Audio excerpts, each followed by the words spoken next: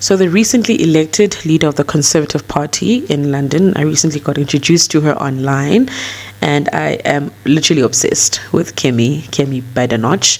She was debating in Parliament recently, because if you think or if you know anything about this sort of UK politics and how it's going now, currently in power, or the government is made up from the Labour Party, which is more the left sort of leaning party, and Kemi, now leading the Conservative Party, would be sort of the right wing, which is now the opposition currently. So there's just a lot of robust debates that are taking place in Parliament, and one clip in particular stood out to me, and I just wanted to just give a bit of commentary on this clip. Let's just look at it quickly. The arrogance of the Prime Minister is that he thinks that it's his government that creates growth.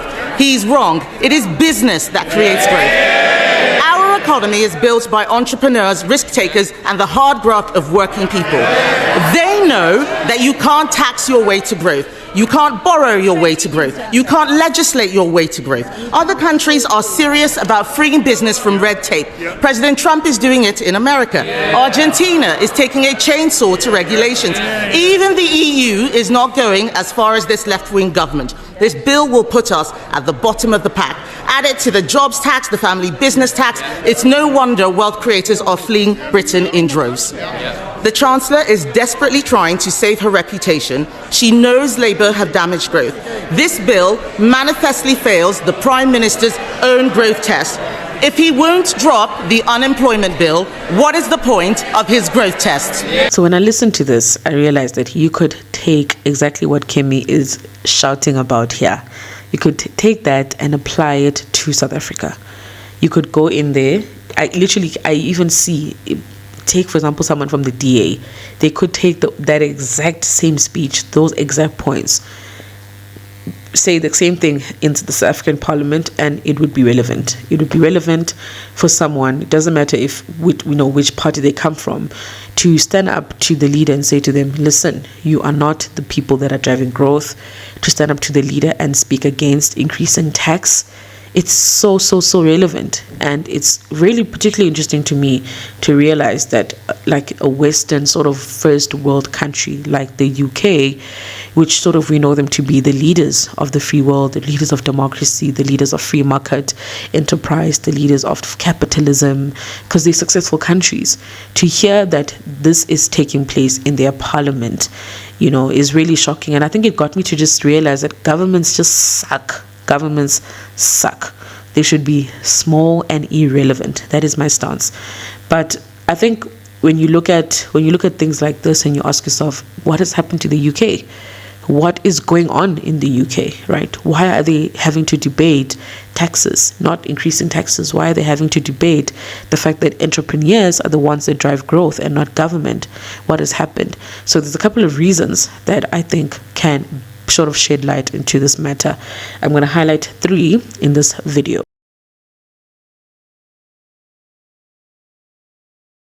So number 1, I definitely have to give credit to the Karl Marxes of the world, people who basically have established this theory or this ideology of Marxism and Leninism and all of these other isms that have sort of come from the left side. I definitely will need to give credit, right? Because this Karl Marx sort of view of the world has infiltrated and penetrated every aspect of the world. Every single society has elements, right, of people who view the world from this perspective. It has transcended all throughout. There's studies and studies that are, there's still going to be even more studies trying to understand the reason why people view the world from this point of view, because it is damaging. The left is really damaging, especially on the everyday people. So one of the reasons why I think the UK is speaking about things that you would maybe hear from a developing nation and not a first world nation. And I think at the center of sort of the Karl Marx worldview and everyone else who's like Karl Marx, all of those people, is that it plays to a certain part of us being human, right? It plays to a certain area that basically says, you are the victim, it's not your fault, don't worry, I as the government, I as the state will take care of you, you don't have to work hard, you don't have to do too much, we'll provide free healthcare, we'll provide free housing, we'll provide free education. We'll take care of your kids. We'll provide social welfare on top of that, so you can be able to take care of your child. All of these things that you find a lot in socialism appeal to humans, because why? It's just our nature. To work hard is not easy. In fact, to not be lazy is going against human nature, right? Human nature is lazy. We are slow. For example, take people in the morning. Some people hate the morning. People hate Mondays because your body is tired, your brain's tired.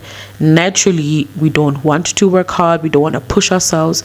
We want to stay in our comfort zone. Socialism feeds into those aspects. The victimhood part is also another huge one that you tend to see a lot. So what socialists do, that they identify a particular group in society who is more likely, right, to act according to how they feel about a certain topic or certain issue. For example, take climate change as one example.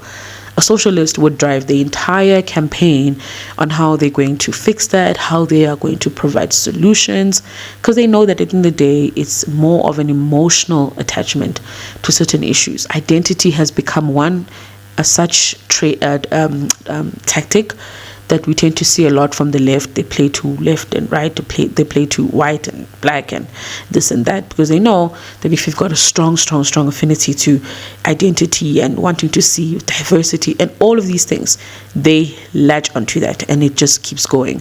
But it's not necessarily the fault of the people. I just think that socialists know that these areas are really, really important, and who knows, maybe once upon a time, a Karl Marx, maybe he had good intentions in terms of this ideology and everything that him and the other partner, I'm blanking on his name, when they drafted the Communist Manifesto. Maybe it was a good intention, but if you look at the life Karl Marx lived, it was contrary to everything he wrote about, because at the end of the day, he needed to survive, he needed money, so it's also just contrary. But maybe when he decided to put everything into words, maybe it wasn't an ill intent, maybe there was an ill intent there, and maybe that's sort of the mismatch. Maybe he had good intentions, who knows?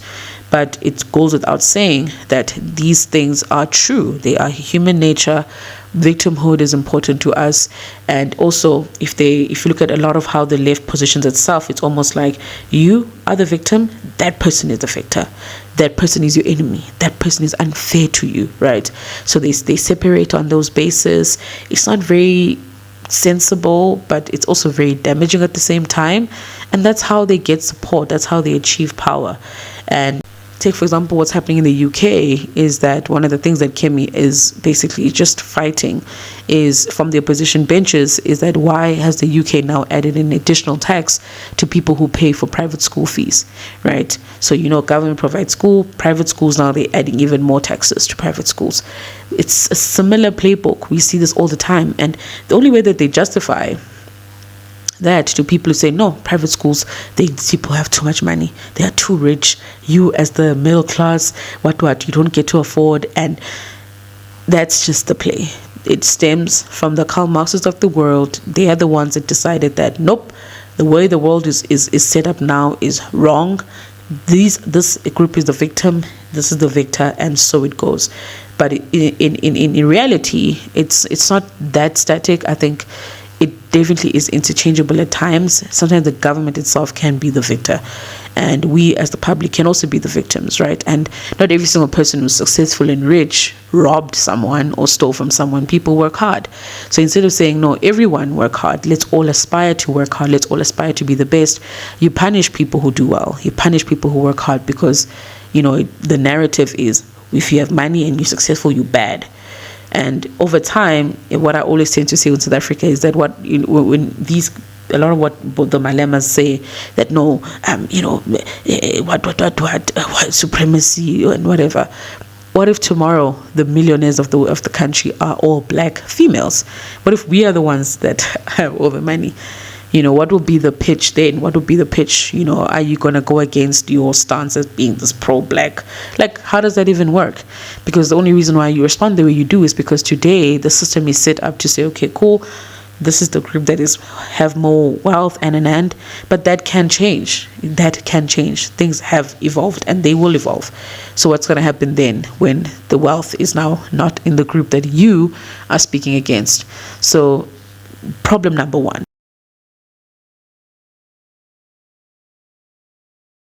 A second reason as to why we are hearing the same noise all the way in the UK that we typically hear in South Africa when, for example, just before the GNU, when the DA was in opposition, they would say the same things that we're hearing in the UK. Why is that relevant now? And I think another reason is that right-leaning or right-wing policies and ideas, I fully support myself, but I think we also have to be realistic in saying that leading or governing from the right is far more difficult. I think I said it in the past that growing an economy, fixing your country, getting things sorted means you have to fire people. It means you have to be strict. It means you have to lead with tough love. And again, that human thing that we all have makes it totally difficult. And in fact, one of the reasons why I admire Kemi so much is that whenever she speaks about, some of the areas that, London is or UK is lacking in, she's honest about the fact that it's been difficult on the issue of immigration, for example. When she's asked about what happened there, why is the UK having a crisis on immigration? It's literally the battle of, you have strict laws in terms of immigration and who you're allowed to let in, and then you get a call that, there's a boat that just arrived. The boat is carrying 50 children and 30 women, for example. You are a human being. No one will sleep at night saying that boat must go back, right? And not that I'm judging people who would do that, but I'm just saying that it would be difficult to make that call and say, no, the boat must return. You saw the children in the boat. So leading from the right is difficult. It takes a rare kind of leader, because it's uncomfortable. You have to make uncomfortable decisions. It's like parenting, right? You have to be almost like the vulture of that time, just to be able to give your child the ability to be able to be independent and be able to stand on their own 2 feet. And only when they stand on their own 2 feet, only then will they appreciate you. But in the process, they hate you. Like my father, love that man to bits. He's everything to me. But when I was growing up, he was strict. I used to call him a lion. I'm like, this guy is too much. He's just too much. He's too strict. He never bended. Every single day, the rules were the rules and nothing changed. The rules were the rules. There was no exception on any time of the day. Friday, it doesn't matter. But only now as an adult, I appreciate that sort of structure, that foundation. Because life is tough, and only the tough survive. So that is also another problem that I think the UK might be having challenges with, which I think we can take lesson from. That speaking right, I agree with. I think right policies make sense to me. But it's very difficult to lead people when you are from the right. You need to be strong, because there will be a lot of pushback. It's happening now in the United States. There's a lot of pushback, whether you love Donald Trump or hate Donald Trump. But at the end of the day, what he's pushing or what he's doing, one, he's doing what he said he would do, which we don't tend to see. We don't see politicians do what they said they're going to do. He's doing what he said he's going to do. And at the same time, he's driving accountability. He is trying to eradicate corruption and all of these other things that just provide a nice cushion, right, to some people to just continue taking money and taking it slow. For example, Elon Musk saying government workers must come to work Monday to Friday and no longer work from home. You'll get pushback, because working from home is great. It's slower. It's not as hectic. You don't have to deal with traffic and so forth. So that's another problem, that people tend to be very, very uncomfortable, especially people once they're grown ups. It's even harder. Maybe in Ghana with kids you can get away with being tough, but when you come with tough love with adults, there will be backlash. They will scream. They will protest. And I think lastly, sort of my observation as to why the world is moving in this direction, that in the case of the US, that's an anomaly, right? To see Donald Trump making the decisions and do this and that's seen as odd, because everyone else is not doing what Trump is doing, right? Which is to act and be firm and be strong and take leadership and an end. The reason why this is because I think governments do not have don't get enough scrutiny. Because if you think about government, right, people who are part of government, there isn't much of a criteria in terms of being part of the government. You just have to be, it's association. If you associate with a certain group of people who are part of this organization, you contest elections, they win elections, they win X amount of seats. Before you know it, you're just in parliament, right? It's not a very difficult thing. It's not a difficult entry. It's not that tough to get into government. So already that means that people who get in there are not really incentivized to do their absolute best, because it's so easy. Like, when you actually work hard and you sweat to get something, there's just a different type of value. So there's also another problem that I think government just requires far more scrutiny from the public. I think we are far too removed from what happens. Instead, what we are involved in is the aftermath. We're involved in the after, when all is said and done, we are involved in the results of the decisions that are made. But when the decisions are made, we are not involved. We're not there. We don't know what's going on. But when it's time to now bear the consequences, suddenly now we must be involved. Now we now have to face further increases on tax, when the government taxes your income, that's your money. Look at your payslip. If you're working, the deduction that government takes from tax, that's your money. They're taking your money. And when things don't go well, they want to take more of your money. But in the beginning, when you guys were doing your things, I was not involved. So that's a big problem that the world is facing. There is not enough scrutiny. We need to scrutinize government. I was just so bored to realize how people were just so, Zelensky and the decorum and why did it happen? To hell with that. Why must conversations of such importance, not only on Zelensky or Trump or JD Vance, why must those conversations happen behind closed doors? We need the transparency. We need to be able to see who is actually working what, doing what, right? That was uncomfortable for me. Why? The media, oh no, this guy is so rude. We don't care. Why must there be things done behind closed doors? We need the transparency. If you read about sort of how the democracies and all of that were developed, there was a lot of, it's something which I'm still looking into. There was a lot of criticism on the structure of democracies, right? A lot of people are like, do you trust that humans are going to know who to select? Do you trust that the process of elections and free elections and fair elections can actually be achieved with human beings? That was the biggest question, right? When democracies are being developed. And what was said at the time was that, no, we're going to have media. The media is going to act sort of as like the middleman. The media is going to deliver the news about what's happening in government. Because remember, as June, I'm focused on my own things. I cannot keep up with the department of this and this and that. It's just too much work. But if I go to the media, I can then be able to get stories about who's doing what. This lady stole money. This guy, Malema, had a debate, blah, blah, blah. The media provides that information to me because I would not have otherwise known sitting at my house, right? So that was one of the biggest aspect of democracy, that the media would not be biased. But the media has chosen a side. In South Africa, the media is on the left. You don't need to, if you are not sure, just pay attention, pay close attention. The media is to the left, and that was not supposed to be the case.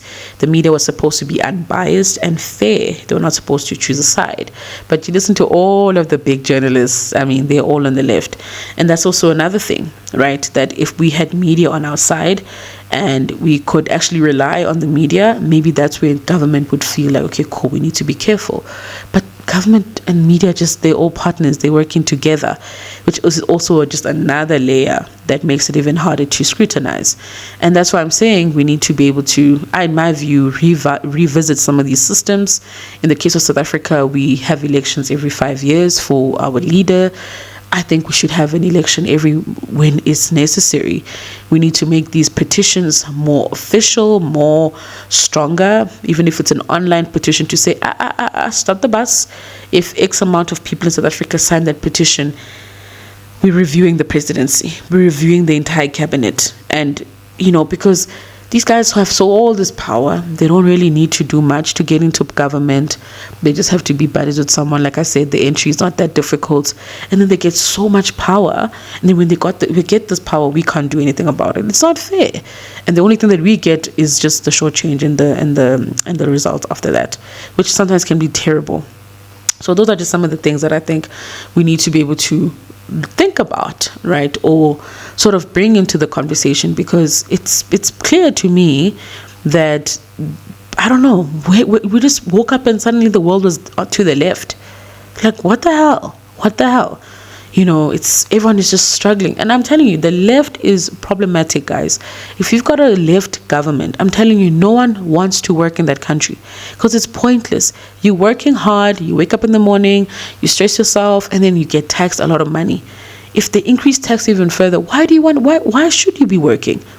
Why should you want to have a promotion? Why should you aim for that manager position? Countries where it's left, people don't want to work, because it's pointless. Government taxes you, and also government likes to give things. What's the point of working, right? You're not an individual. Centralization that's nonsense. Centralization is nonsense. We need to be able to push back at that stuff, because I don't want government doing everything for me. In Cuba, I don't know if it's true, but I think government even provides meals. And I think for the last 3 years, they've been giving people ham every single day, because that's all they have.